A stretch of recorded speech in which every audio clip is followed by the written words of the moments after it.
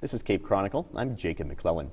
Cape Girardeau Public Schools are wrapping up several large construction projects, such as the new Franklin Elementary, a football stadium, and a new library. The district implemented a new dress code for the young school year and are now looking at a one-to-one technology initiative to put technology in the hands of all students. Here to talk about these issues and more is Dr. Jim Welker. He's the district's superintendent. Thank you so much for coming by to talk with us today. Thank you. It's great to be here. Well, let's talk first about this one-on-one technology initiative that the district is looking at. Tell us a little bit about this. Well, we've been looking at this now for several months. We actually formed a committee to do the research and study on it. There are lots of schools now that have gone to providing a laptop for each student. And to, whether it be a laptop or other portable type computer, for them to do their schoolwork on and actually use in class. They may have their textbook loaded on it. They would take it home to do their homework. The teachers would have them use it in class. It would use to communicate between the teacher and the student. There's just a wealth of ways that they can utilize that as an instructional tool. Of course, it also fundamentally changes the way the teacher teaches, because using that technology throughout the class.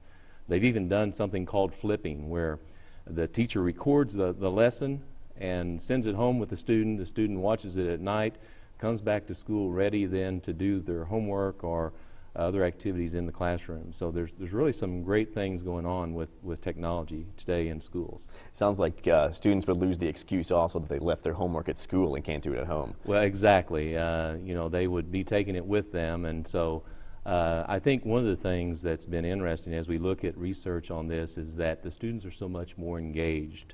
You know, students are using technology all the time, and so to use that form of instruction seems to really get them involved in their learning and makes them want to do it so much more. Are we talking about something that would be for high school students, or is this K through 12? Well, it's one of the things one of the questions that the committee is actually looking at in terms of what level it should really be done. There are schools that have started it as early as upper elementary, middle school, junior high, and high school. A lot of them have done it at the high school level. Of course, there's probably some advantages of each, but the committee right now is trying to figure out where we would maybe pilot a program to see how it would work in Cape Public Schools.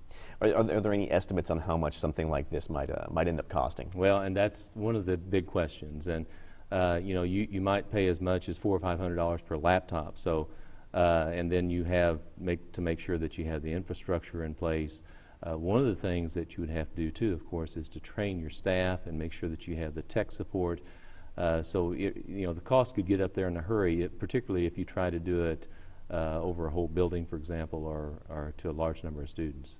Are there is there any idea of maybe when something like this a pilot program, for instance, would be implemented? Well, the committee has been meeting for several months now, and they will put together a proposal to take to the school board. And as early as possible next year, we might look at doing some type of a pilot. They're trying to figure out right now when that might be and how large it might be. And of course, as you mentioned, one of the things that we have to be concerned about is the cost. And so we're looking at that yet. Now, the district implemented a new dress code yes. for this year. How are things going with that right now? How has that been adopted? Our students look great.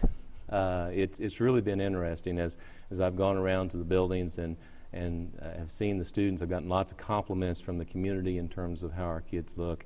I think it's changed kind of the climate of the buildings. I think when students are dressed better, I think they feel better about themselves and do better in school. And it's really gone very well. I've really appreciated the cooperation of the parents and the students. You know, we started this process almost a year ago. And had a committee formed that worked on developing the new dress code.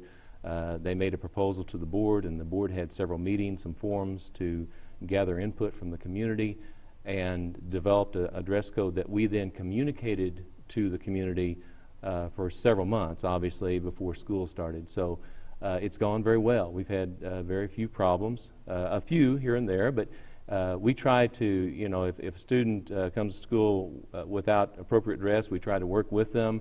We even have extra clothes there at school sometimes that we'll let them use. And so it's really worked out well. So students haven't been sent home for not having the No, appropriate we dress? want to keep them in the class, so we work with them as quickly as we can to get them back in class. Every once in a while, a student will choose maybe to go run home and change or something and come back, but you know, we try to keep them in class.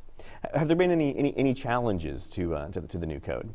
Oh, there's always challenges, of course, and one of the big ones, of course, was communicating exactly what the dress code was. You know, we had a lot of confusion over that early on, but we spent several months, as I said, trying to get information. We'd send information home, put information on our website, and that was probably the biggest challenge, was just communicating exactly what it is. Now, the district has had some major construction projects in the works for the last couple of years, and just recently the new Franklin Elementary School Yes. opened up. This is the first semester for that school. There's a new library. The football stadium opened up last year. Right. And now, as far as I understand it, the performance hall is that the final project right now? It is the final project. We will be wrapping up everything by about January or so with the performance hall. It'll seat a little over 1,000 people at the high school. Really excited about that because they haven't had an auditorium at the high school.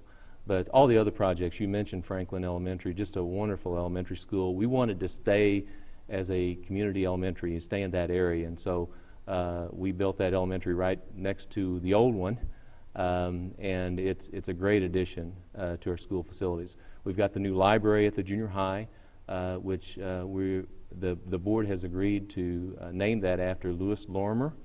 So it's going to be the Lewis Lorimer Library. We'll have a dedication coming up. So we're really excited, and we want to thank the voters for giving us the opportunity to upgrade our facilities, and they really do look good. Well, and talking about technology and maybe having this one-on-one technology initiative with students and having that new library that seems to fit in really well. Oh, it really does. I think our students will have a lot of opportunities to enhance their learning at our schools. Well, let's talk a little bit about professional learning communities. Yes. What exactly are they, and how are staff working with these right now? Well, we've started this last summer actually going through the training to become a professional learning community, and what that means, it's built around three big ideas. The first is a strong focus on student learning, believing that all students can learn and setting high expectations for all students. A second component of it is to build a collaborative culture where we get teachers to meet and talk together to talk about instructional practices, ways that we can improve instruction. And the third big idea is to focus on results, to look at data, to figure out, okay, where are students succeeding, where are they not, what can we do to enhance that student's learning to bring them up to where they need to be. We're going through a 3-year process. We're in the first year now, taking all of our staff through this process, and I think I'm really excited about how this will bring our district together. Dr. Jim Welker is the Superintendent of Cape Girardeau Public Schools. Dr. Welker, thank you so much for coming by to talk with us. It's been a pleasure. It's been a pleasure for me as well.